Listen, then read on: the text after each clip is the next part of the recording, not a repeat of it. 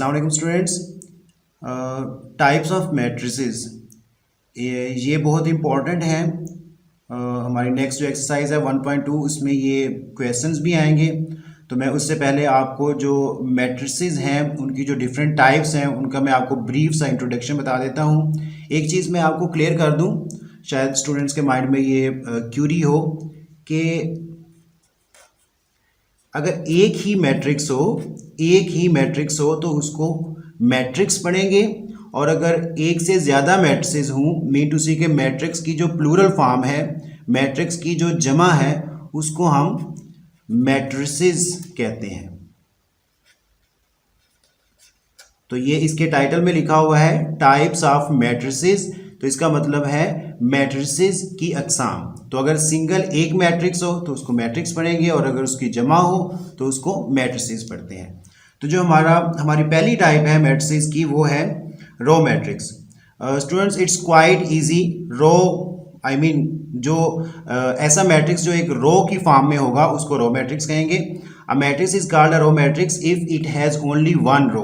अब इसमें देखें, ये जो एग्जांपल दी हुई है m is equal to this matrix, so इसमें देखें सिर्फ एक ही रो है, तो इसका मतलब है कि ये रो मैट्रिक्स है।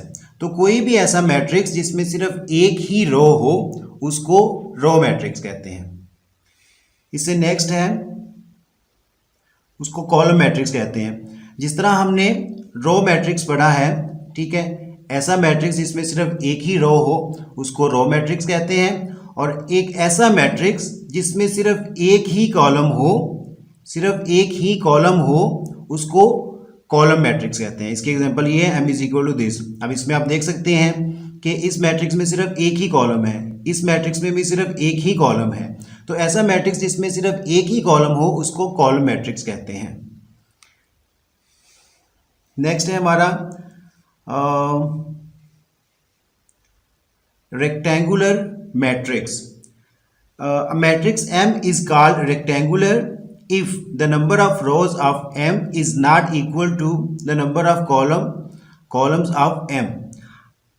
स्टूडेंट्स इसमें ये है कि ऐसा मैट्रिक्स जिसमें number of rose number of columns के इक्वल ना हो उसको हम रेक्टेंगुलर मैट्रिक्स कहते हैं।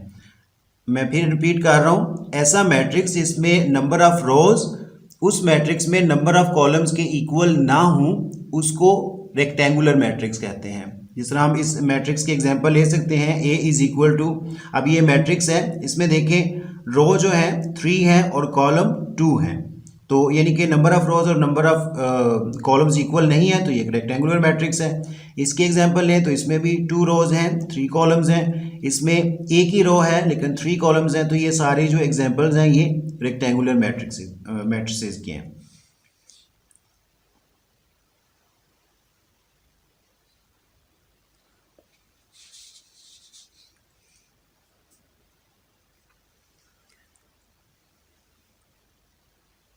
नेक्स्ट है square matrix. A matrix is called a square matrix if its number of rows is equal to its number of columns. ऐसा matrix जिसमें number of rose number of columns के equal हों तो उसको हम स्क्वायर मैट्रिक्स कहते हैं। इससे पहले हमने पढ़ा है रेक्टेंगुलर मैट्रिक्स, ऐसा मैट्रिक्स जिसमें number of rose number of columns के इक्वल ना हो तो उसको रेक्टेंगुलर मैट्रिक्स कहते हैं, और ऐसा मैट्रिक्स जिसमें number of rose number of columns के इक्वल हों तो उसको स्क्वायर मैट्रिक्स कहते हैं। इसकी ये एग्जांपल्स दी हुई हैं। अब देखिए इसमें इसका भी जो ऑर्डर है 2/2 है, इसका ऑर्डर 3/3 है, क्योंकि इसमें number of rose number of columns equal हैं।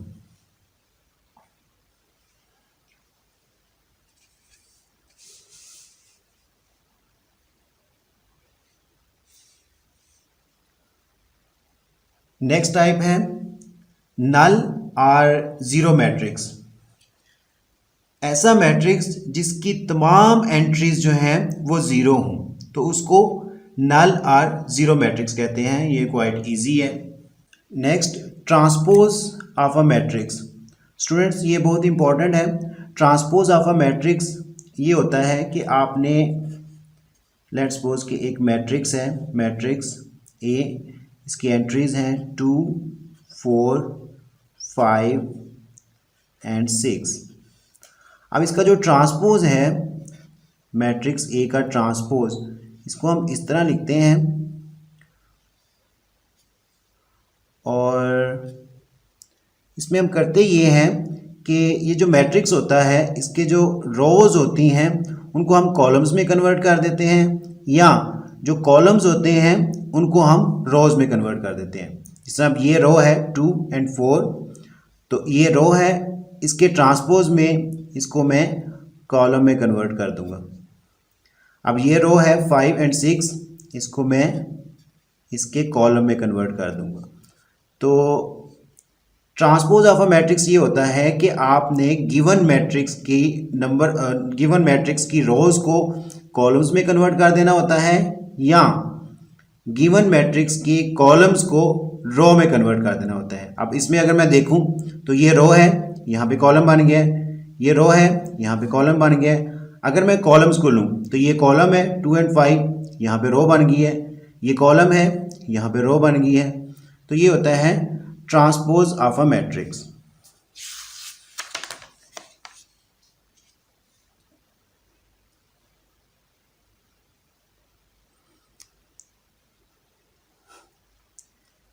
नेक्स्ट टाइप है नेगेटिव ऑफ अ मैट्रिक्स। ये इतना डिफिकल्ट नहीं है।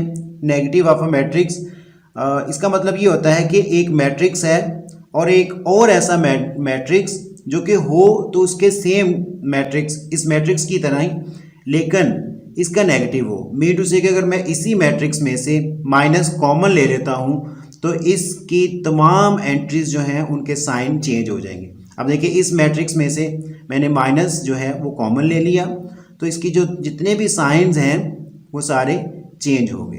तो नेगेटिव ऑफ मैट्रिक्स ये होता है कि आपने सिंपली उसका जो नेगेटिव मैट्रिक्स होता है वो होता मैट्रिक्स गिवन मैट्रिक्स ही है, सिर्फ उसके साइन चेंज हो जाते हैं।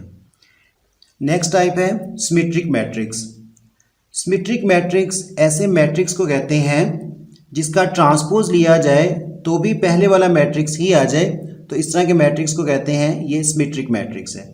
इसमें एक एग्जांपल दी हुई है m इज इक्वल टू, इसकी ये तमाम एंट्रीज हैं।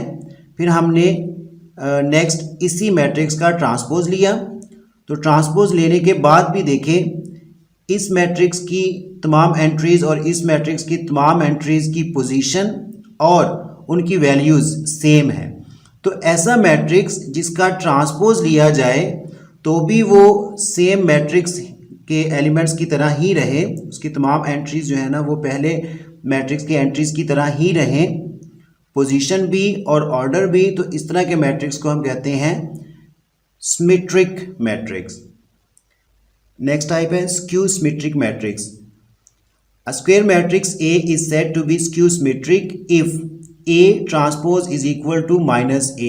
अगर हम एक मैट्रिक्स का लेट्स सपोज के मैट्रिक्स A है उसका ट्रांसपोज लेते हैं और उसका जो आंसर आता है वो उसी मैट्रिक्स का नेगेटिव मैट्रिक्स आ जाता है, तो हम कहेंगे कि ये जो मैट्रिक्स है गिवन मैट्रिक्स ये स्क्यू सिमेट्रिक है। स्क्यू सिमेट्रिक मैट्रिक्स की एग्जांपल लेट्स सपोज कि ये एक मैट्रिक्स है, ये जो कि एक स्क्वायर मैट्रिक्स है, इसका हमने ट्रांसपोज लिया।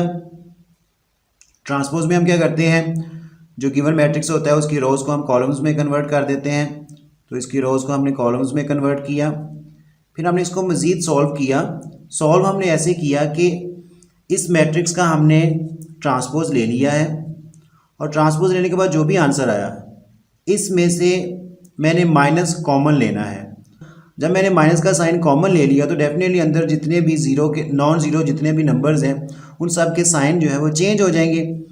तो अब अगर मैं इस मैट्रिक्स को ज़रा गौर से देखूं जिसमें मैंने माइनस कॉमन ले लिया हुआ है, तो अगेन ये जो गिवन मैट्रिक्स था मैट्रिक्स ए वही बन गया। तो इसको मैं लिख सकता हूँ कि ये जो मैट्रिक्स है जिसमें से मैंने माइनस कॉमन ले लिया है ये इज़ इक्वल टू है माइनस ए यानी कि गिवन मैट्रिक्स के। तो ऐसा मैट्रिक्स जिसका हम ट्रांसपोज लें, ऐसा मैट्रिक्स जिसका हम ट्रांसपोज लें और वो गिवन मैट्रिक्स के नेगेटिव मैट्रिक्स के इक्वल आ जाए, तो इस तरह के मैट्रिक्स को हम कहते हैं कि ये स्क्यू सिमेट्रिक मैट्रिक्स है। नेक्स्ट टाइप है डायगोनल मैट्रिक्स। डायगोनल मैट्रिक्स ऐसे मैट्रिक्स को कहते हैं कि जिसकी नॉन डायगोनल एंट्रीज जो हैं, तमाम नॉन डायगोनल एंट्रीज ज़ीरो हों। डायगोनल होता क्या है, ये देखिए आप, ये जो लाइन है क्रॉस में, ठीक है, left top bottom, left top से लेकर, लेफ्ट साइड में टॉप से लेकर राइट साइड की बॉटम तक ये जो लाइन होती है इसको डायगोनल कहते हैं। तो ऐसा मैट्रिक्स जिसमें सिर्फ जो डायगोनल एंट्रीज हैं वो नॉन ज़ीरो हूँ, बाकी तमाम एंट्रीज जो हैं वो ज़ीरो हूँ, तो उसको हम कहते हैं डायगोनल मैट्रिक्स। इस मैट्रिक्स की एग्जांपल में भी देख लें, इसमें भी जो डायगोनल एंट्रीज हैं वो नॉन ज़ीरो हैं, ठीक है, और बाकी तमाम एंट्रीज जो हैं वो ज़ीरो हैं। हाँ, इसमें एक और कंडीशन है, a square matrix A is called a diagonal matrix if at least any one of the entries of its diagonal is not zero and non-diagonal entries are zero। अच्छा, इसमें एक और इसमें मज़ीद इसने चीज़ ऐड कर ली है कि जो डायगोनल है, डायगोनल में एटलीस्ट एक एंट्री जो है ना वो नॉन ज़ीरो होनी चाहिए, बाकी बड़े सारी ज़ीरोज़ हो जाएं तो भी हम उसको डायगोनल मैट्रिक्स ही कहेंगे। ये भी इसकी एग्जांपल है, देखें जो डायगोनल एंट्रीज हैं वो नॉन ज़ीरो हैं, बाकी ज़ीरो हैं ये भी, तो इसको डायगोनल मैट्रिक्स कहते हैं। नेक्स्ट टाइप है स्केलर मैट्रिक्स।